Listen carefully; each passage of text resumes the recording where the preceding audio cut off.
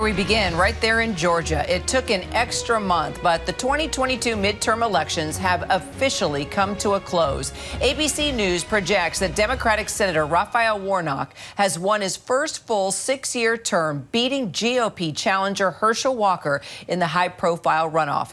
Georgia reported high record turnout for voters as Democrats fought that critical 51st Senate seat and Republicans pushed to keep the chamber split at 50-50 after neither candidate earned the required majority of votes back in November.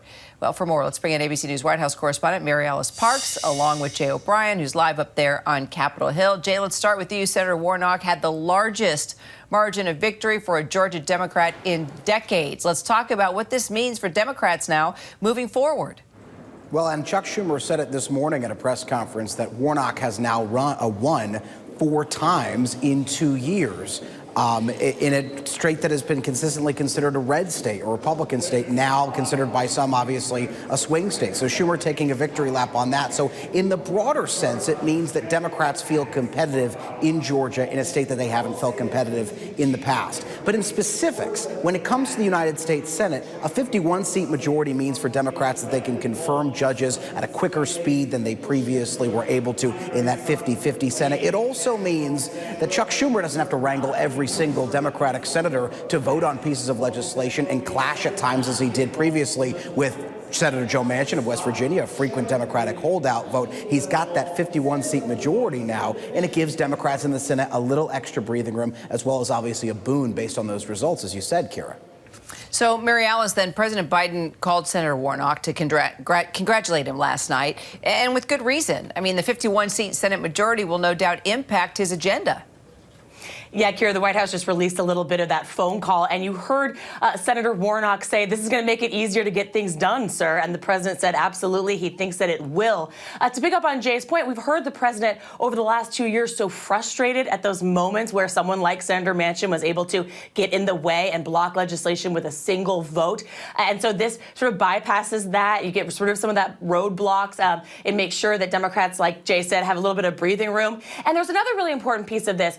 Democrats will now have potentially much more subpoena power in committees. In a 50-50 Senate, they have to agree on everything in committees. That's what makes it hard to move judges forward, judicial nominations forward, like Jay was talking about. But also it can make it hard to issue subpoenas and do some of that investigative work. And now when Democrats will have a clear 51-vote majority, they will be able to move more of their investigations forward should they choose in those Senate committees too, Kira. And Jay, today Democratic Senate Majority Leader Chuck Schumer quoted what he said were remarks from Republican Senator Lindsey Graham about the runoff results. Let's take a quick listen. He said, quote, Democrats have done a pretty good job of picking issues that motivate their base and have wider support among the public. We, the Republicans, need to be doing the same thing. I think a lot of people in the Republican Party don't see us doing it emphatically as the Democrats. It's one of the few times I'll quote Lindsey Graham with approval, but he said it. All right. Well, Jay, if true, that's a pretty stunning admission from Senator Graham. Yeah, and then that is a direct quote that Schumer was reading this morning. He read it this morning in a publication. The question becomes, who's he referring to there? Is he referring to Senate Majority Leader Mitch McConnell, who Lindsey Graham has recently clashed with? He didn't vote for Majority Leader for McConnell. Or is he referring to former President Trump? I can tell you that there is blame in some Senate Republicans on Trump for this loss in Georgia. The phrase candidate quality, you hear it so much.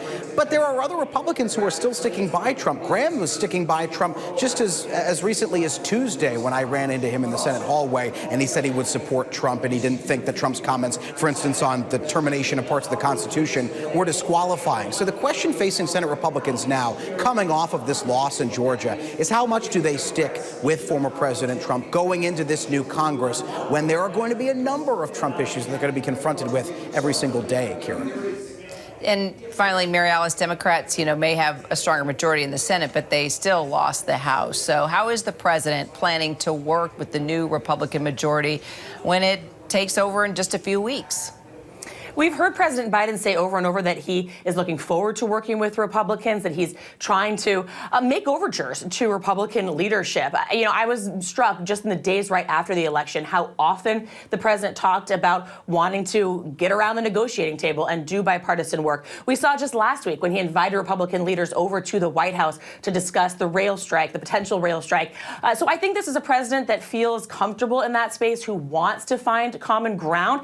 I think the big question is that reciprocated? Do Republicans want to find common ground with this president? Are they going to start off in the new year with tough investigations of his administration, or even more personal investigations of his family? And will that kind of muddy the waters and make any kind of bipartisan legislation much harder? All right, MaryAlice, Jay, thank you both so much. Hi, everyone. George Stephanopoulos here. Thanks for checking out the ABC News YouTube channel. If you'd like to get more videos, show highlights, and watch live event coverage, click on the right over here to subscribe to our channel. And don't forget to download the ABC News app for breaking news alerts. Thanks for watching.